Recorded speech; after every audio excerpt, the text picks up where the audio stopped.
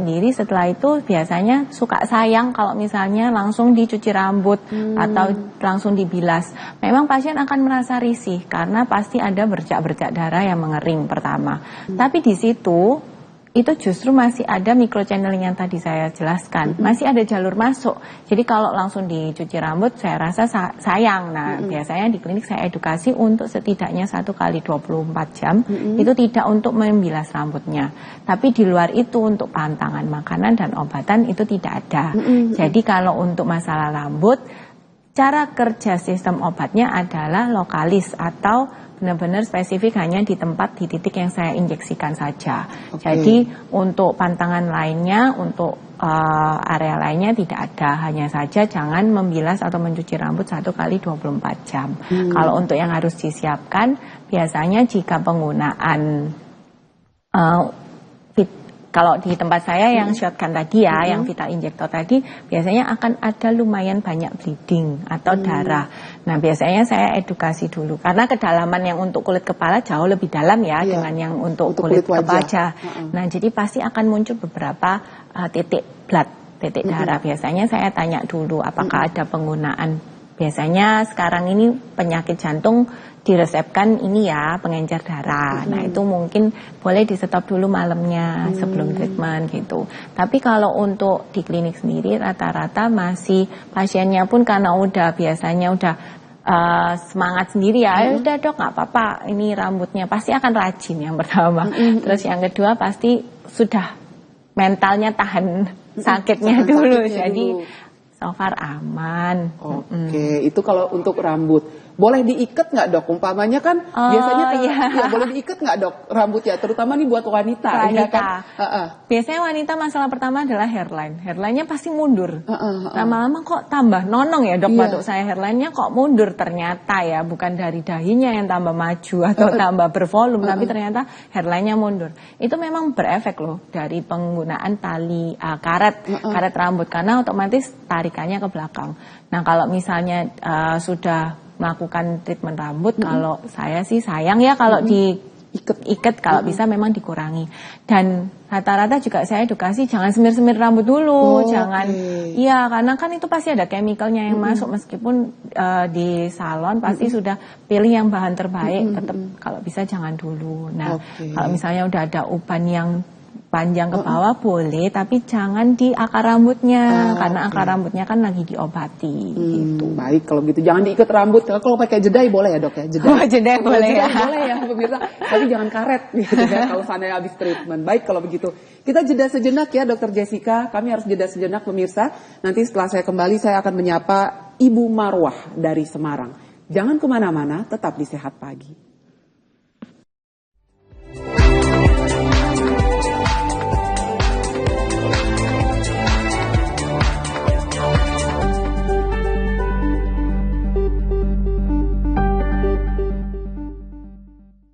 Berbagai informasi terkait dunia bisnis dan bidang usaha lainnya kami sajikan dalam program Update Bisnis. Setiap sendi masyarakat tak lepas dari aktivitas ekonomi. Berita seputar ekonomi mikro dan kerjasama bisnis kami hadirkan dalam program Update Bisnis. Senin hingga Jumat pukul 13 waktu Indonesia Barat di Jawa Pos TV.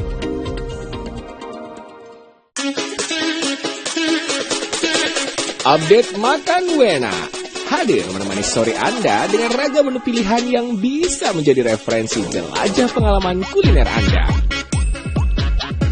Ditemani host kita Juno Haha. Update Makan Wena setiap hari pukul 15.30 waktu Indonesia Barat hanya di Jawa Pos TV. Ajak teman-teman keluarga buat makan bareng sendiri. Saksikan terus Update Makan Wena. Lolo.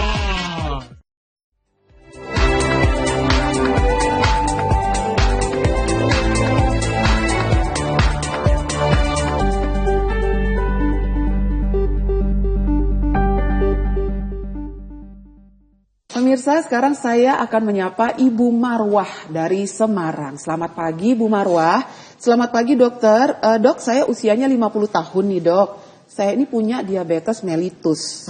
Nah, apakah aman dok untuk kondisi saya ini menggunakan terapi ini? Apakah nanti tidak terjadi penumpukan bahan kimia di dalam tubuh dok? Nah ini bagaimana Dokter Jessica untuk Ibu Marwah di Semarang? Oke, selamat pagi Ibu Marwah, terima kasih untuk pertanyaannya.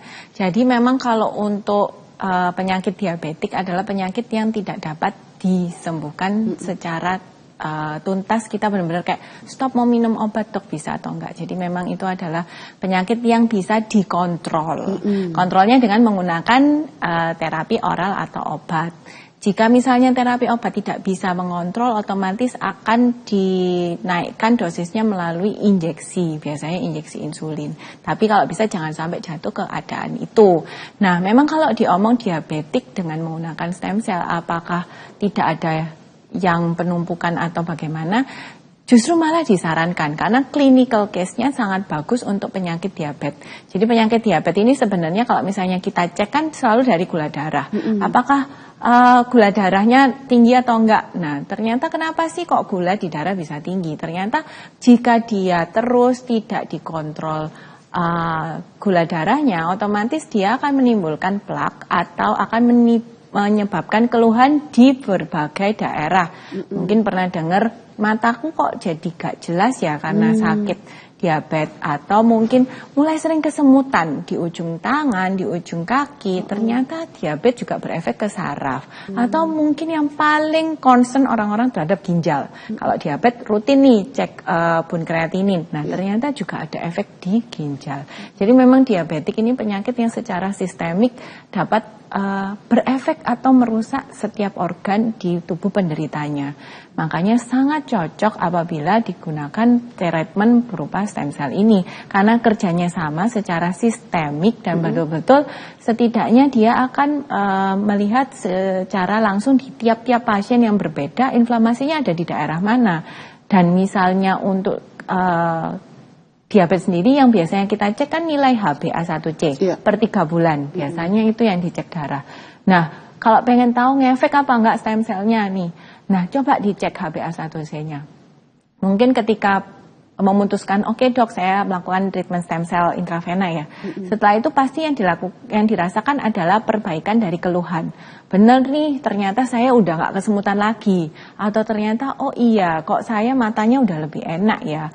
Atau ternyata keluhan pipis-pipis saya yang kayak dulu ini kok sudah mulai berkurang. Nah, dicek HbA1c-nya. Oh iya betul, ternyata mungkin yang dari 9 itu kan tinggi sekali ya, atau 7 atau 8 ternyata bisa ke titik normal, bisa 5, itu juga udah merupakan suatu pencapaian yang sebenarnya tidak bisa dicapai dengan oral. Obat oral kan biasanya untuk mengkontrol aja, jarang bisa turunnya jauh seperti itu. Nah, kalau misalnya dirasa takut nih Masian, nah memang penjelasan ini kan sebenarnya amat sangat superficial atau masih sangat di permukaan, masih sangat dengan menggunakan bahasa yang awam juga. Nah jika memang serius ingin melakukan terapi stem cell yang intravena untuk diabetes ini sebenarnya memang juga ada protokolnya. Otomatis pasti kita akan cek dulu segala macamnya, terus dicek darah juga penanda sel tumor kansernya per pasien itu gimana, apakah masih bisa dilakukan treatment ini gitu. Jika dipastikan sudah aman, bisa dilakukan protokol untuk intravena stem cell. Untuk kasus diabetes jawabannya bisa gitu. Bagus hasilnya malahan. Oke, baik. Bagaimana dok dengan stem cell ini untuk kecantikan terutama di kulit wajah? Karena dari tadi kita melihat ini ilustrasinya disuntik. Iya. Apakah harus selalu lewat injeksi ataukah mungkin ada yang tidak lewat injeksi dok untuk treatmentnya ini? Kalau misalnya untuk wajah sendiri bisa melalui injeksi secara langsung, kita bahasanya namanya intradermal. Keluar klinik kok bendol kayak gigit nyamuk, rata, rapat, kecil-kecil, itu namanya intradermal. Jadi kita masukkan di lapisan kulit yang superficial, tujuannya untuk supaya dia bisa spreading dan dia bisa merejuve dari keluhan kita. Pigmentasi, fine line, pori, tekstur kulit gitu.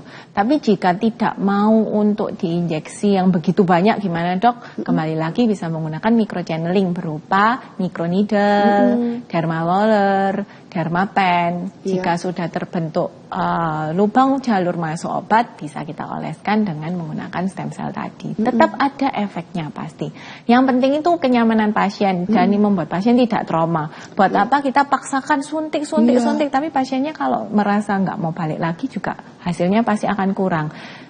Kita pasti akan menjembatani dan dengan menggunakan konsultasi terlebih dahulu otomatis akan tersampaikan treatment yang paling tepat, nyaman, dan pas untuk keadaan tiap pasien. Ada breakdown-nya nggak dok ketika umpamanya treatment di wajah nih untuk stem cell ini? Jadi biasanya untuk downtime-nya itu biasanya sekitar kalau untuk yang bentol-bentol mungkin bisa di 2-3 hari. Nah, karena kalau misalnya tergantung keadaan kulit, misalnya untuk kulit yang lebih mature skin atau kulit yang laxity-nya udah turun, udah kendor, otomatis dia agak lama untuk menyebarnya. Tapi kalau kulit yang segar seperti masih usia muda, otomatis jauh lebih cepat untuk penyerapannya. Tapi kalau untuk yang microneedle tadi biasanya akan mengelupas di hari ketiga. Akan mengelupas ada kulitnya. pengelupasan tipis seperti tidak sampai kayak ganti kulitnya ular gitu, enggak. Lebih kayak kulitnya salak, kulit jeruk, ngelupas tipis gitu ya dok ya. Berarti kalau seandainya sudah selesai treatment nih yang untuk kulit wajah, apa nih yang sebaiknya harus dihindari dok? Biasanya selalu keluar dari klinik kita edukasi untuk menghindari paparan sinar matahari secara langsung dan lama. Kalau secara langsung tapi cuma mau keluar ruangan untuk masuk ke mobil atau dari mobil masuk ke ruangan kerja, otomatis nggak perlu sampai cuti kerja ya. Boleh, tapi makanya edukasinya harus ditambah dengan penggunaan sunscreen atau sunblock dengan SPF yang tinggi tertentu yang bisa melindungi kulit wajah. Kenapa? Karena otomatis di situ akan ada banyak perlukaan dan kita nggak mau menciptakan masalah baru, yaitu post-inflammatory hiperpigmentasi. Karena justru kita memang merangsang inflamasi di daerah situ, karena dengan inflamasi otomatis kolagen akan terbentuk, fibroblast akan terbentuk dan kulit akan jadi lebih sehat. Tapi jangan sampai menimbulkan masalah baru kalau terkena matahari tanpa perlindungan otomatis akan menjadi pigmentasi.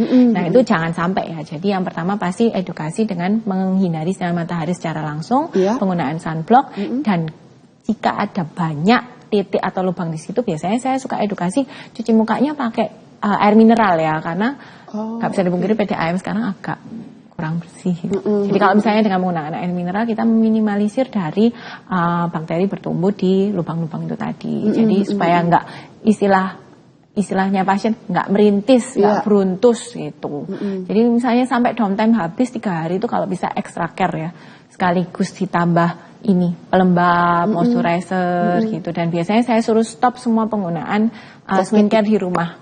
Dan juga kosmetik. Kenapa? Karena skincare itu sendiri ingredientnya macam-macam. Sekarang banyak skincare yang eksfoliasinya lumayan tinggi karena orang-orang mulai edukasinya mulai beli-beli skincare tanpa ini kan konsul. Jadi kan skincare itu rata-rata sekarang sudah ada aktif ingredientnya berupa eksfoliasi. Nah saya nggak mau over, sudah kita injeksiin, ternyata juga masih pakai over eksfoliasi. Nah itu juga jangan. Biasanya makanya supaya aman stop aja. Nanti kita kasih seperti aftercare treatmentnya berupa gel atau krim gitu, ya itu aja yang dipakai. Sama kalau bisa dijaga hidrasinya berupa pelembab. Boleh menggunakan make up nggak dok? Iya, kalau make up juga sebenarnya jangan dulu, apalagi mungkin yang heavy make up, yang mungkin menggunakan foundation atau cushion itu kan partikelnya kecil ya, dan masuk pori-pori aja bisa membuat poreless. Kita aja kalau bedaan poreless ya, pori-porinya nggak ada. Dan biasanya edukasinya sama, 3 hari selesaikan dulu untuk penggunaan kosmetiknya dihindari dulu. Untuk berolahraga, nah ini bagaimana dok? Zaman sekarang ini trennya kan lagi nge-gym ya kan, ya pemirsa ya. Boleh nggak berolahraga setelah tindakan saya itu? biasanya hindari aja di hari yang sama. Tapi kalau udah besoknya rata-rata sudah saya perbolehkan. Karena untuk keringat sendiri jarang ya ada yang menyebabkan sampai biasanya kalau topikal dari luar bisa ya ada efeknya. Tapi kalau untuk keringat sendiri nggak masalah. Nggak masalah ya? Iya, ya? cuma edukasinya lebih ke arah kalau memang berkeringat di tap-tap saja, Oke. jangan terlalu diusap gitu, jangan menimbulkan gesekan. Jangan menimbulkan gesekan. Dan ini juga kalau seandainya mungkin cuci wajah ya dok ya, Iya, membersihkan cuci wajah, tap-tap itu bisa. jangan digosok serot, jangan digosok gitu ya dok ya. Apalagi kalau ngelap wajah itu pakai handuk, jangan digosok gitu, tapi di tap-tap aja. Tap-tap Ternyata aja. inilah dikasih tipsnya ya.